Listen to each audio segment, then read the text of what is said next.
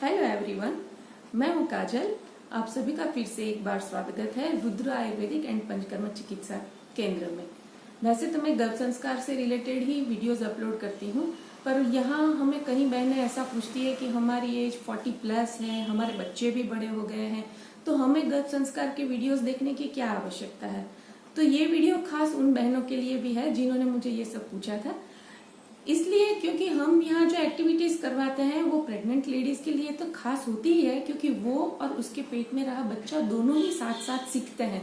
पर उसके अलावा ये चीज उसको बाद में भी हेल्पफुल होती है, उसकी डेली लाइफ में जब वो नॉर्मल रूटीन में सेट होते हैं तभी भी ये उनको काम आते हैं। तो आज मैं आपको एक एक्टिविटीज जो शेयर करने जा रही हूँ आपके साथ, वो ना कि सिर्फ गर्भवती महिलाओं के लिए, ये सबके लिए है। बड़े बुजुर्ग, छोटे बड़े, स्त्री पुरुष, सबको ये कर सकता है, क्योंकि ये एक तरह से ब्रेन ट्रेनिंग है, ऐसा आप कह सकते हैं। और ये हमारे ब्रेन को एक्टिव करता है। और जैसे हम सब जानते हैं कि ब्रेन जितना एक्टिव रहता है उतना ही हमारा बॉडी फिट रहता है, क्योंकि ब्रेन हमारे पूरे बॉडी को कंट्रोल करता है। ठीक है, तो ब्रेन को एक्टिव रखने के लिए जो हम एक्सरसाइज करवाते हैं उसमें से ही ये एक एक्सरसाइज मैं आज आपसे शेयर कर रही हूँ। बात बड़ी सिंपल है, आपको ऐसा लगेगा इसमें कौन सी बड़ी बात है, पर उसके पहले हम उसके पीछे के थोड़े लॉजिक समझ ले। तो जो हम देखते हैं, सुनते हैं या सूंघते हैं, फील करते हैं, वो सब हमारे ब्रेन में मेमोरी के रूप में स्टोर होता रहता है।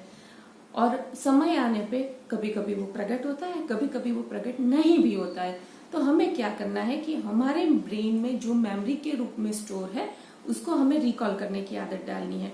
अगर आपको नींद नहीं आ रही है तो भी ये एक्टिविटी आपको फायदा देगी। अगर आपको डिप्रेशन भरे विचार आते हैं और नेगेटिव थॉट्स ज्यादा आते हैं तो उसको तोड़ने के लिए भी एक्टिविटी आपको काफी हेल्प करेगी।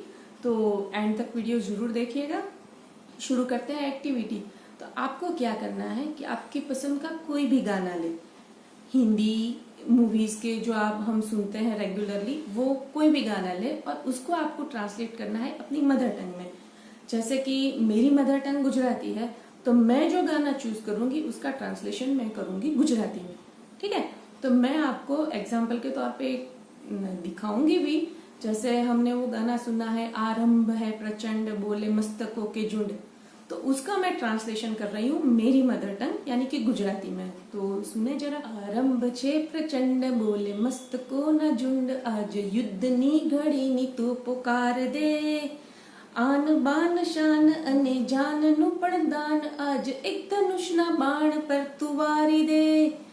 आरंभ छे प्रचंड, जो मन करे तो प्राण ले, जो मन करे तो प्राण दे, एज एक सर्वशक्तिमान छे, कृष्णनी पुकार छे, ए भागवत नो सार छे, के युद्ध एज वीर नु प्रमाण छे, कौरवोनी भीड़ हो के पांडवोनु नीड हो, जे लड़ी शके एज तो महान छे, जीतनी हवस नहीं कोई कोई ने वश नहीं, शु जिंदगी छे ठोकर मारी दे, मौत अंत छे नहीं तो मौत थी केम डरे, जैने आकाश ने गजावी दे।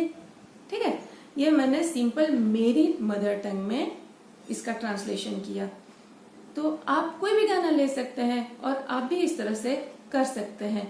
अगर आपकी मातृभाषा हिंदी है और दूसरी लैंग्वेज आपको आती है तो आप हिंदी से वो लैंग्वेज में भी ट्रांसफर करते हैं। चाहे वो इंग्लिश है तो इंग्लिश में आप उसका ट्रांसलेशन कर सकते हैं, या फिर इससे उल्टा करें कि आपको हिंदी आपकी मातृभाषा है तो हम रूटीन में जो संस्कृत के श्लोक पूजा के लिए बोलते हैं, मंत्र बोलते हैं, चाहे गायत्री मंत्र है या महामृत्युंजय मंत्र है, गणपति जी के कोई श्लोक है, तो उसका ट्रांसलेशन हम करते हैं हिंदी में। या इंग्लिश की छोटी सी राइम से शुरू करो, ट्विंकल ट्विंकल लिटिल स्टार से शुरू करो, कोई प्रॉब्लम नहीं।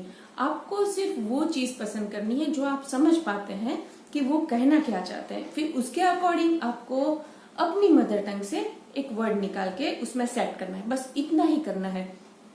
तो अभी मैं आपको एक एग्जांपल और देना चाहूंगी जो है संस्कृत, और मैं उसका ट्रांसलेशन कर रही हूँ हिंदी में।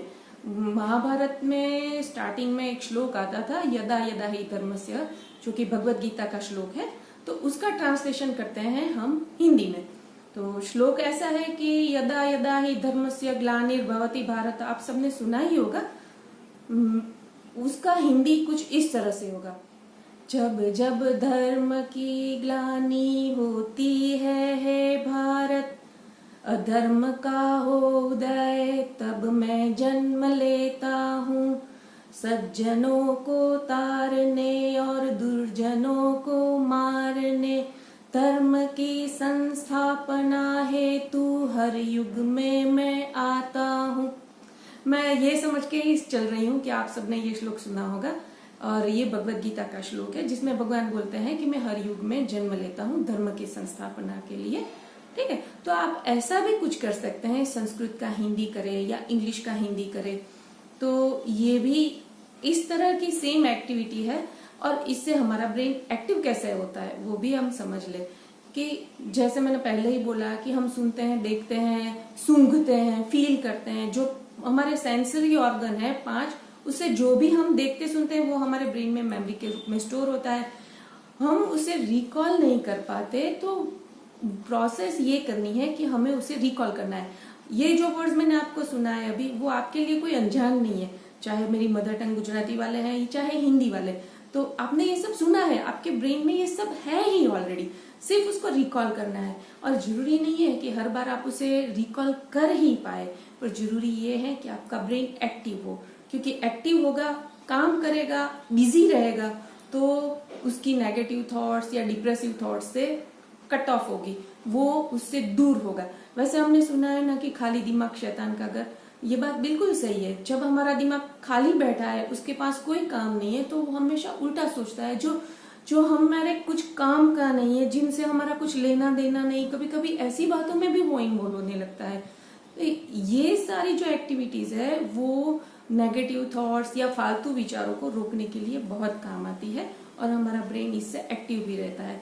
तो एक बार करिएगा जरूर, और आपको ये वीडियो कैसा लगा वो कमेंट करके बताना।